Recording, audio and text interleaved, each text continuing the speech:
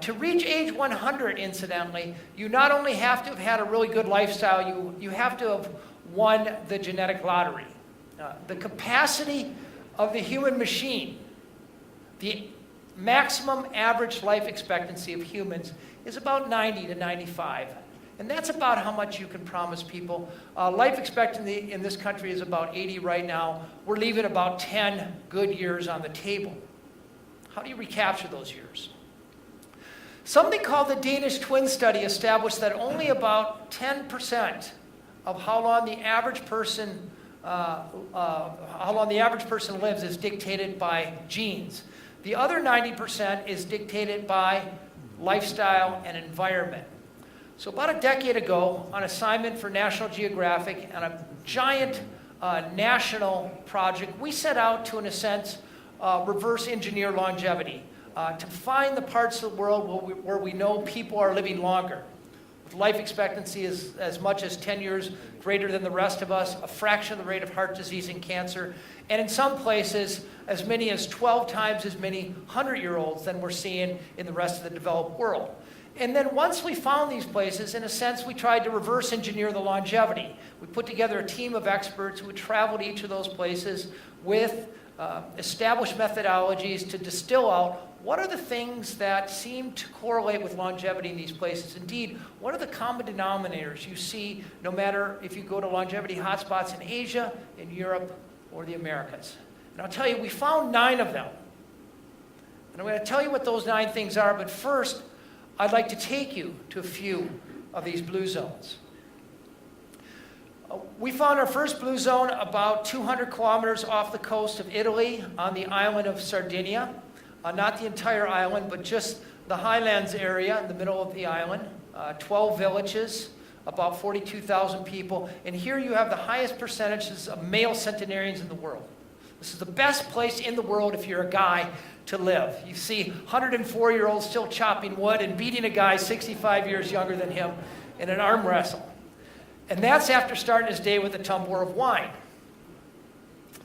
So what you have here is mostly a population of shepherds. Farmers don't live any longer than the Italian average. The shepherds that are living a long time. These are people who sort of wake up late. They walk 3 to 5 kilometers every day.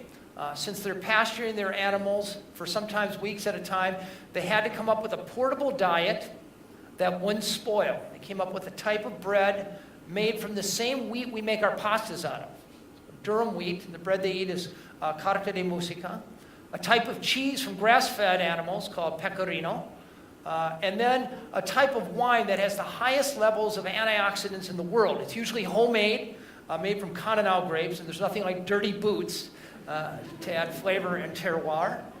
And they drink a little bit of this heart medicine 2 or 3 times a day.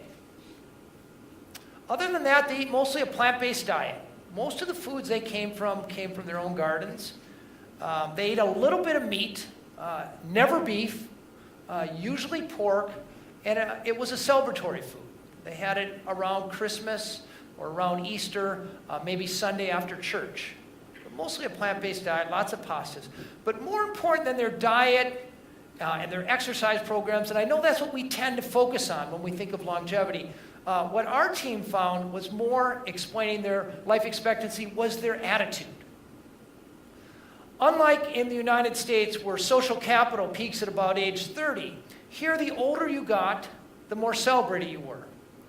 In fact, it was very much like traditional Singapore, where elders are really revered and venerated. If you want to see the life expectancy of your aging parent drop between 2 and 6 years, put them in a retirement home. Here, older people didn't really retire as much as they changed jobs.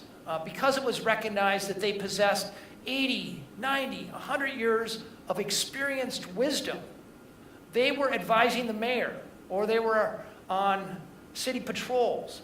And in every case, they lived with their children or their grandchildren, not as recipients of care, but as active contributors. They had this feeling of not only, I wake up in the morning and I have to help by gardening or help with the children, or help with the cooking.